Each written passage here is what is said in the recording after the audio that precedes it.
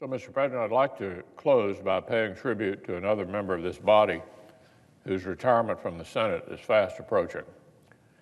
This particular senator, in his own words, grew up on a dry, dusty ranch in northern Arizona. You might be surprised at that description if you'd known only the name of his hometown, Snowflake. But this Navajo County town of a couple of thousand residents wasn't named for its meteorology. It was named for its founding families. It was set up back in 1878 by two wagon train pioneers, Mr. Snow, and that's right, Mr. Flake. It would still be 34 years until Arizona became the 48th state.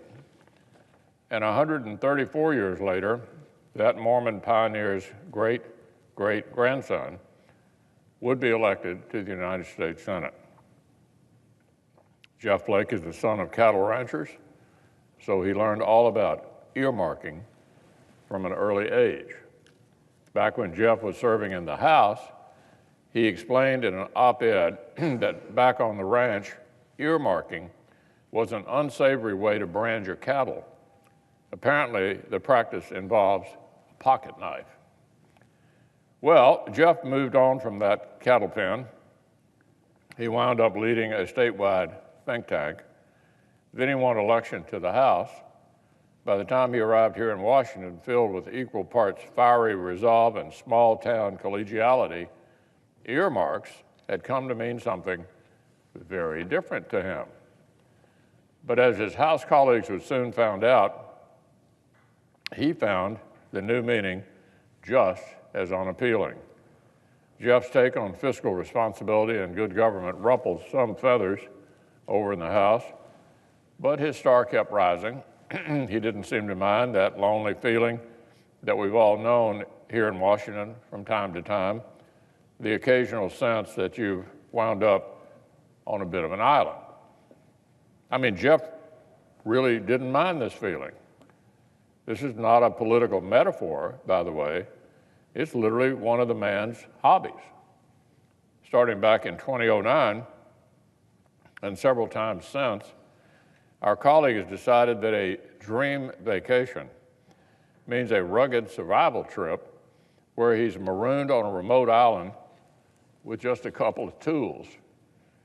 In one eloquent reflection, Jeff described this prediction as, quote, a long bout of Caruso envy. That first time he traveled alone.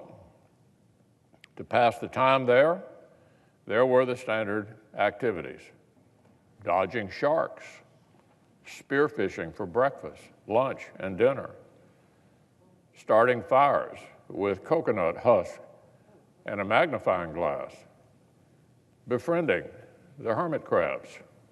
You know, typical tourist fare.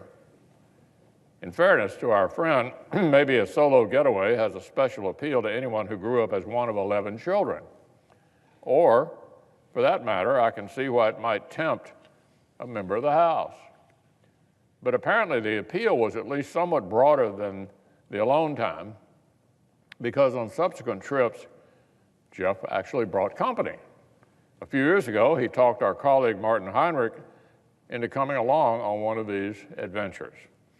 It was just the two of them and some TV cameras. This was primetime stuff now. The network called the show Rival Survival. That title actually reminds me of something Jeff said to his former colleagues in the House in his farewell speech while he was preparing to come over here. He said that coming to the Senate would be like entering, quote, enemy territory. Now that's a funny phrase, enemy territory. It's funny because vitriol and hostility are so precisely not how Senator Flake will be remembered. Instead, there have been warm and genuine friendships with colleagues on both sides of the aisle and shared work on policy accomplishments that have already made a difference for millions of Americans. Jeff has cast votes for landmark accomplishments that have tangibly made life better for middle-class families in his home state and across the nation. We don't have enough time here to name them all. As part of this majority, on behalf of the people of Arizona, Senator Flake gave his vote to pass historic tax cuts and tax reform for the American people, and to enact major regulatory reforms, and to pass bipartisan achievements on every subject from the opioid crisis to caring for our veterans. So Jeff has achieved much in this high office. He's had a hand in numerous consequential policy victories, and a few years back, now listen to this, he was even named by the Hill newspaper as the #1 most beautiful person on Capitol Hill. Talk about an achievement that a few of us could even aspire to. But seriously, I think we all know that nothing Jeff has done in these hallways will rank as his proudest accomplishment. That has to be persuading Cheryl to marry him and the beautiful family they've built together. 5 kids, Alexis, Austin, Tanner, Ryan, and Dallin, and now grandchildren. Almost a decade ago, after his first island adventure, Jeff wrote, quote, "I'll never see a sunset as peaceful as the ones I saw there." Well, I'm not so sure. I suspect that when Jeff's back home with his lovely family by his side, well, with company like that, I suspect the Arizona sunsets will give those Pacific nights a run for their money after all. So we bid farewell to our colleague. We thank him for his service, and we wish him and his family much happiness in the next chapters they'll be writing together.